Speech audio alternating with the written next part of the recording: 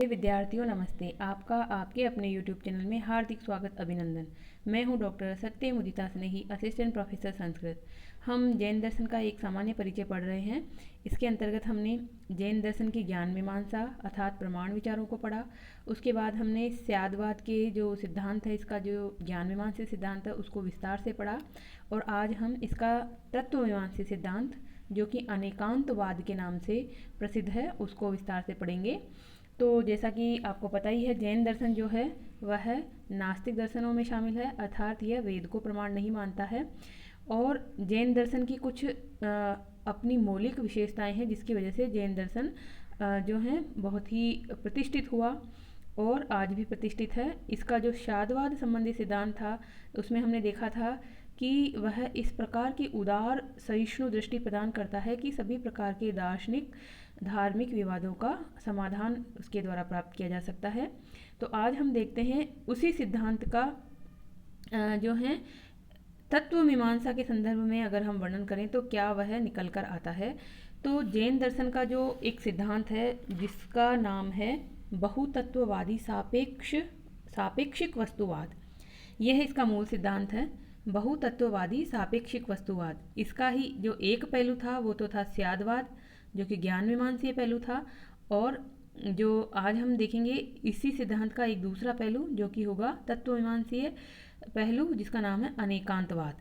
यानी कि बहुतत्ववादी सापेक्षिक वस्तुवाद एक जो सिद्धांत है उसको कहने की दो दृष्टियां हैं, एक तात्विक दृष्टि से और एक ज्ञान मीमांसा की दृष्टि से, दोनों दृष्टि से कह सकते हैं। तो ज्ञान मीमांसा की दृष्टि से जब हमने कहा उसको तो शादवाद कहा, और तत्व मीमांसा की दृष्टि से पढ़ेंगे हम इसे तो अनेकांतवाद पढ़ेंगे। तो देखिए अनेकांतवाद, सबसे पहले तो कोई भी प्रश्न आपके एग्जाम में होता है, कोई भी शब्द होता है, उस शब्द पे आपको जो है गौर करना चाहिए, उस शब्द पे अपना विश्लेषण दृष्टि डालनी चाहिए कि आखिर वो शब्द कह क्या रहा है, वो शब्द क्या कह रहा है।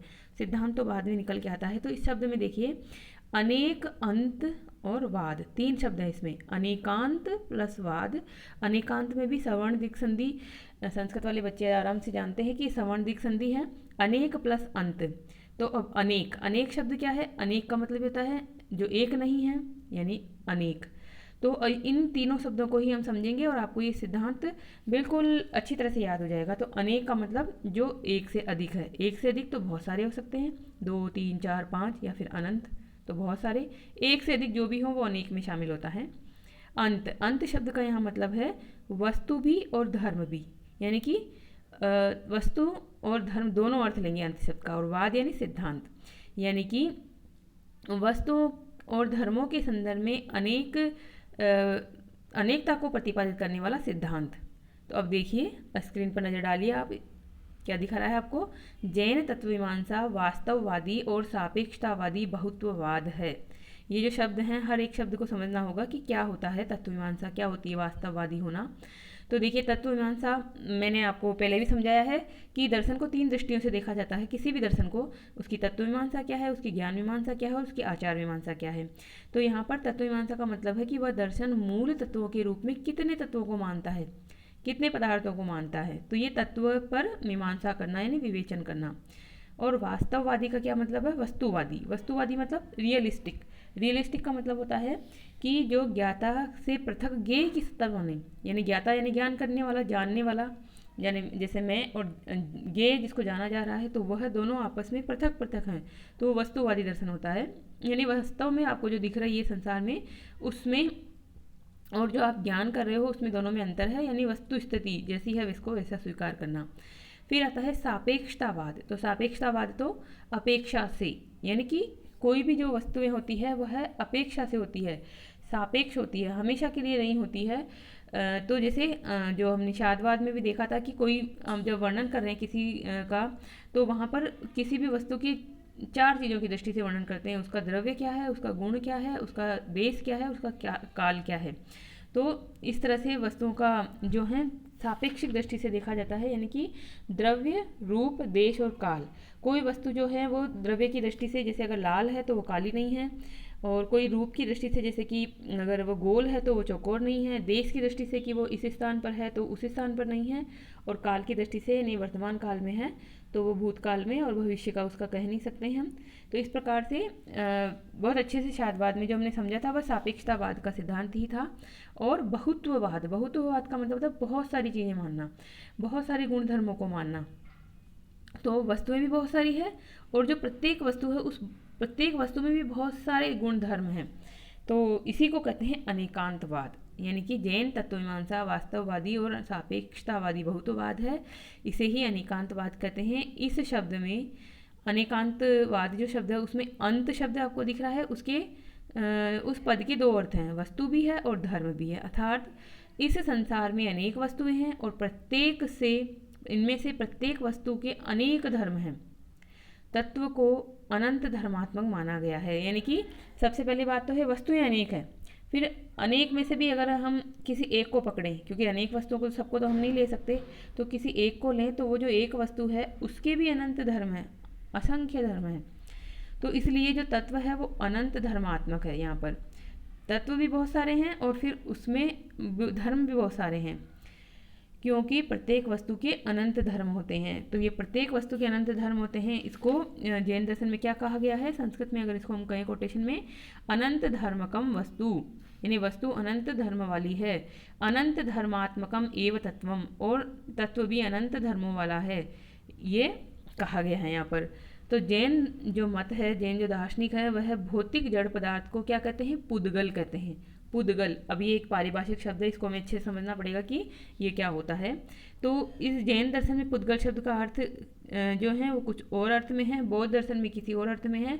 तो आपको जिस दर्शन के अनुसार लिखना हो उसके अनुसार वहाँ लिखा रहता है एग्जाम में कि जैन दर्शन के अनुसार पुद्गल को समझाइए, तो फिर आप उसको उसी अनुसार समझाएंगे। बौद्ध दर्शन में इसका अर्थ क्या है, जो है जैन दर्शन में इसका अर्थ पुद्गल का जड़ पदार्थ, कोई भी जो जड़ पदार्थ है वो पुद्गल है। और बौद्ध धर्म इसके ठीक विपरीत अर्थ लेता है, जो बौद्ध दर्शन क्या अर्थ लेता है, चेतन जीव को पुद्गल माना गया है। चेतन जीव जो चेतना से युक्त वह पुद्गल है। तो वो हम वहाँ पढ़ेंगे जब बौद्ध दर्शन पढ़ना होगा, अभी हम यहाँ कंफ्यूज नहीं हो, बस आपको इतना सा ध्यान रखना है कि जैन दर्शन और बौद्ध दर्शन दोनों पुद्गल शब्द का जो है व्यवहार करते हैं, परंतु दोनों की दृष्टि से ही पुद्गल शब्द का अर्थ बिल्कुल भिन्न भिन्न है। जैन मत में पुद्गल जो है भौतिक जड़ तत्व है जो स्वरूपतः अणुरूप है, और इन अणुओं के मिलने से संघात होता है और तब फिर वस्तुओं का निर्माण होता है। तो देखिए यहाँ पर भौतिक जड़ तत्व है और वो पुद्गल है, और बिल्कुल वो भी पुद्गल के भी अणु होते हैं, बहुत सूक्ष्म होता है, बहुत छोटा होता है, जिसको जो विज्ञान की दृष्टि में परमाणु कहते हैं, एटम कहते हैं, वह है ये अणु रूप में। और जब ये अणु आपस में मिलते हैं तो संघात का रूप लेते हैं और तब कोई वस्तुओं का रूप धारण होता है और वस्तुएं बनती हैं। तो पुद्गल शब्द आखिर निकला कैसे, ये बहुत थोड़ा अनसुना सा शब्द है, थोड़ा परिभाषिक शब्द है, तो इसको समझना पड़ेगा इसकी व्युत्पत्ति क्या है। तो इसकी व्युत्पत्ति में निकलेगा पूर्यंती गलंती च, अर्थात जो पूर्ण होते रहें और गलते रहें।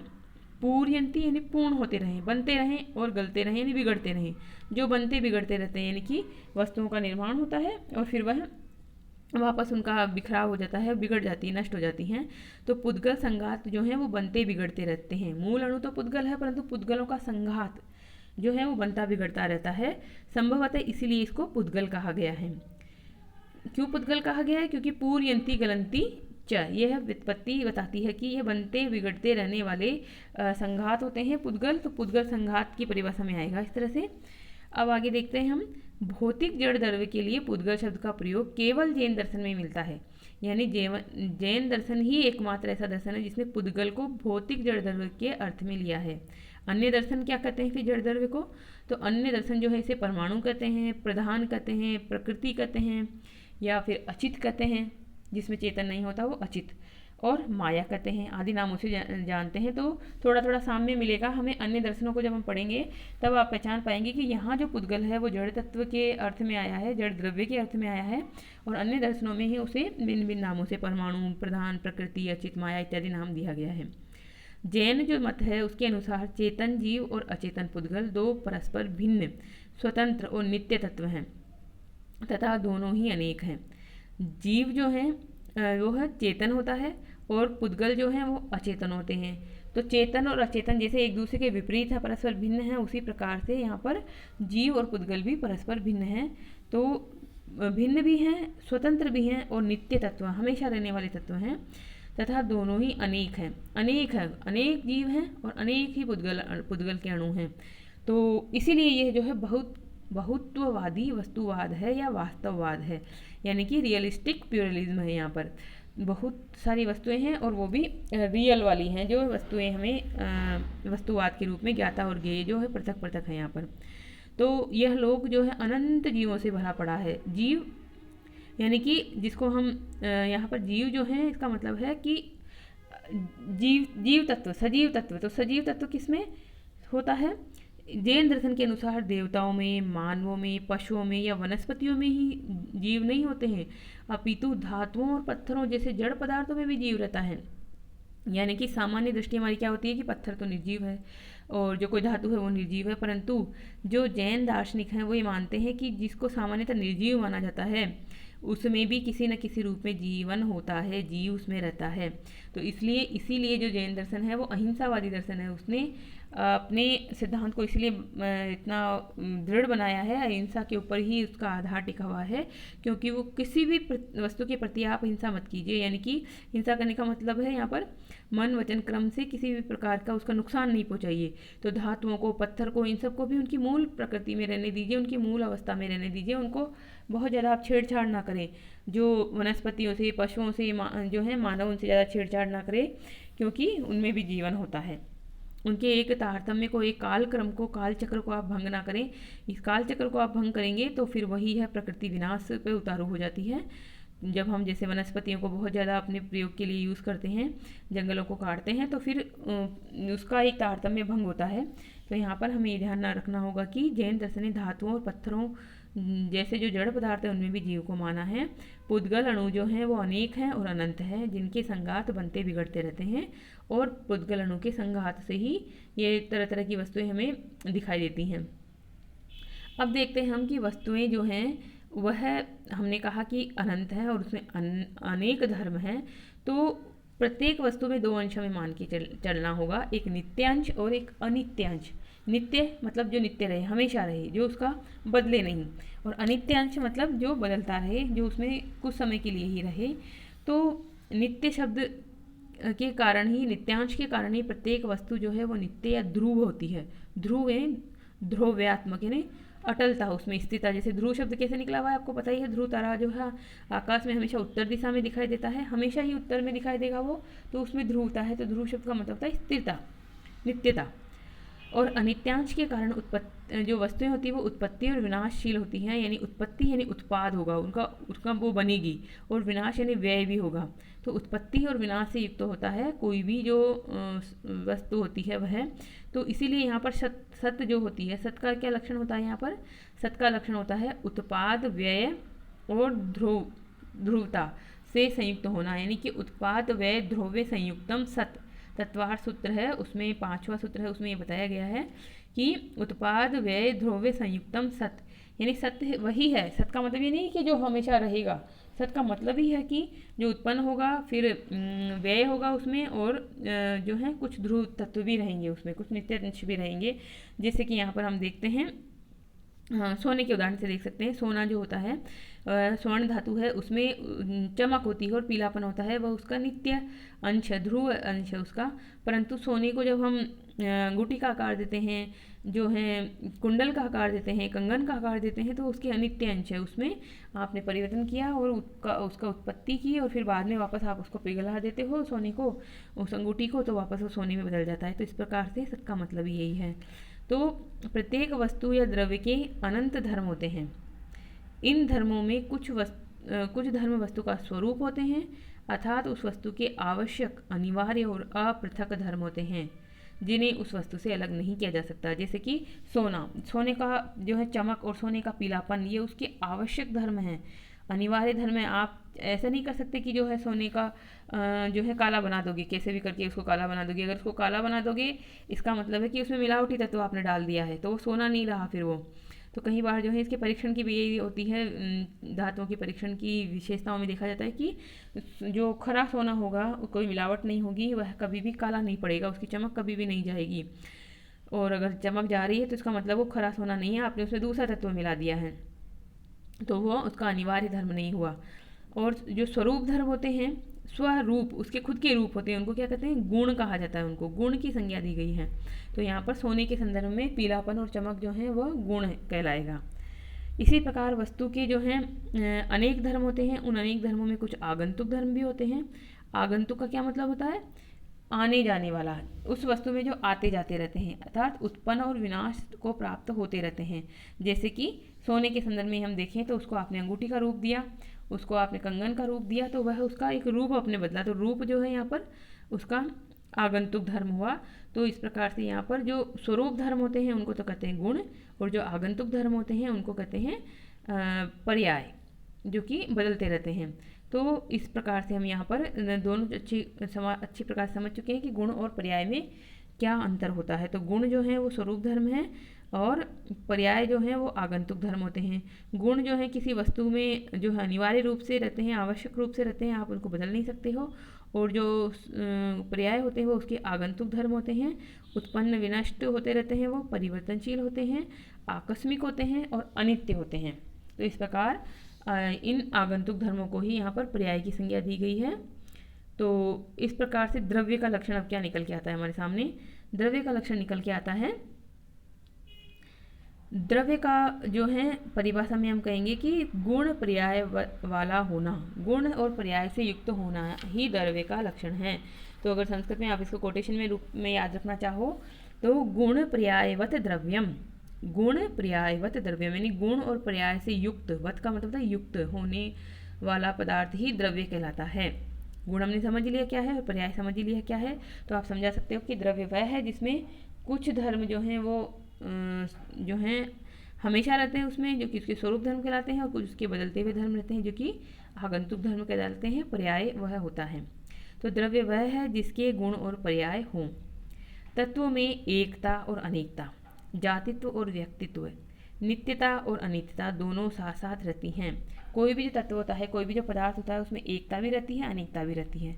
जैसे सोने के संदर्भ में देखिए कि स्वर्ण धातु एक तत्व हुआ तो उसमें एकता है, उसका वो सोना ही रहेगा, हमेशा स्वर्ण ही रहेगा। अनेकता है, आप उसको अनेक रूप में डाल लीजिए, अंगूठी बना लीजिए, कंगन बना लीजिए, कुंडल बना लीजिए, कुछ भी बना लीजिए।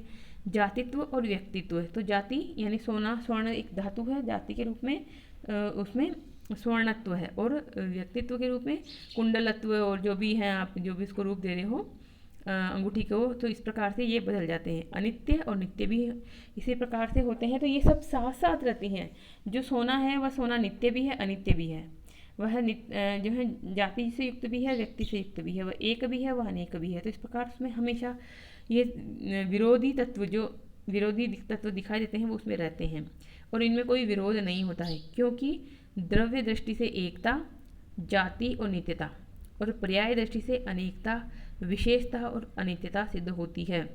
तो देखिए वही एक उदाहरण है यहाँ पर सिंपल सा आपके लिए, कि द्रव्य की दृष्टि से जो है कोई भी वस्तु एक है और वो जाति से युक्त है और वो नित्य है, परंतु पर्यायों की दृष्टि से देखोगे तो अनेक हो जाएगी, वो विशेषता से युक्त हो जाएगी, यानी पृथक पृथक उसमें अपनी अपनी विशेषता है, क्योंकि कुंडल की अपनी एक विशेषता होगी, अंगूठी की अपनी अपनी विशेषता होगी, तो उनका खुद का आकार प्रकार होगा, तो इस प्रकार से, और वह अनित्य भी होगा।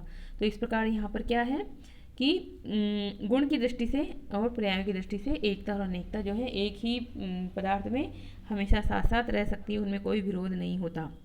इस प्रकार जैन दर्शन और जो धर्म है वह वैदिक धर्म दर्शन से तो लेता है एकता को, नित्यता को और विभुता को, तथा हीनयान बौद्ध दर्शन से वह क्या ग्रहण करता है, अनेकता, अनित्यता और विशेषता का समावेश उसमें हुआ है। यानी कि भले ही जो जैन दर्शन है वो वेद विरोधी दर्शन माना जाता है, वेदों को प्रमाण नहीं मानता, परंतु उसने समन्वयकारी एक दर्शन प्रस्तुत किया है। तो समन्वय करने के लिए कुछ तत्व वैदिक दर्शन से लिए, कुछ तत्व बौद्ध दर्शन से लिए, और बौद्ध के भी हीनयान दर्शन से उसने लिए। तो जैन दर्शन ने वैदिक धर्म से क्या लिया, एक तत्व लिया, क्योंकि वेदों में ये कहा गया है एकम सद विप्रा बहुधा वदंती, सत तो एक ही है, या फिर जिसे कहते हैं वो ब्रह्म कहते हैं। तो तत्वमसि, इस तरह से जो वाक्य आते हैं वेदों में, उपनिषदों में, वहाँ से एक तत्व को लिया है कि संसार में एक तत्व है और उसके विविध प्रकार के रूप हो जाते हैं। तो यहाँ से एकता और नित्यता ली है जैन दर्शन ने वैदिक धर्म से, यानी उपनिषदिक धर्म से। और हीनयान बौद्ध धर्म क्या कहते हैं कि वस्तुओं में कोई नित्यता नहीं है, अनित्य है सब वस्तुएं, क्षण क्षण बदल जाती है, कुछ नहीं स्थायी होता है, यहाँ पर अनेक होती है।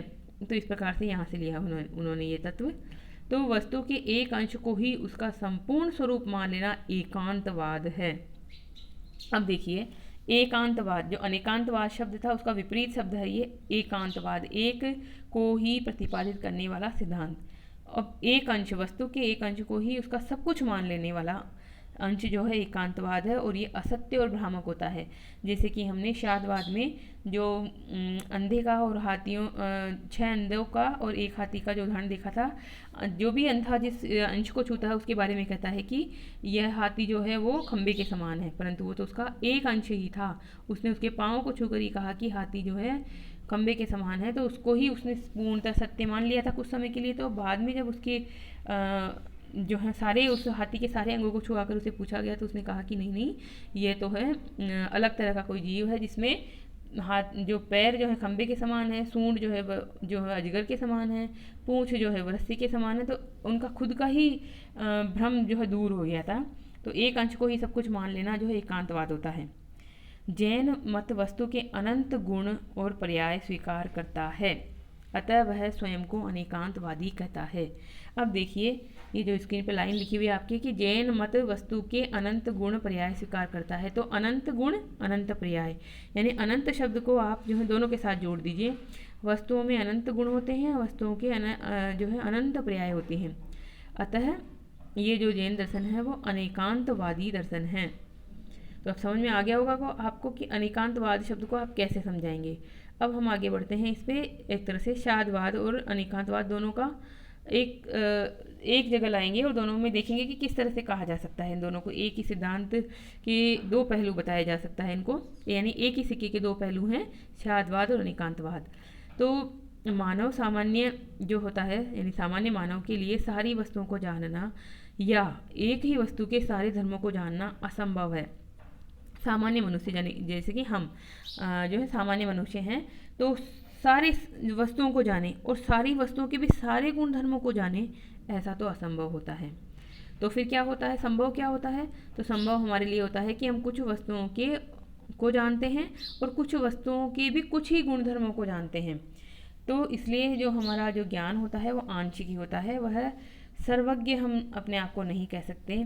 सर्वज्ञ जैन दर्शन में कौन होते हैं? केवली जो व्यक्ति होते हैं वो सर्वज्ञ होते हैं, वह सारी वस्तुओं के गुणधर्मों को जान लेते हैं। और विज्ञान से यहाँ पर्याप्त साम्य में मिलती है। विज्ञान भी यही मानता है कि वस्तुएं अनेक है और उनके अनेक गुणधर्म हैं। अगर हम सारे गुणधर्मों को जान लेंगे तो फिर विज्ञान की प्रकृति रुक जाएगी। विज्ञान प्रतिदिन नई नई खोज करना ही छोड़ देगा, क्योंकि हमने तो सब कुछ जान लिया एक ही बार में, तो फिर ये संभव नहीं हो पाएगा।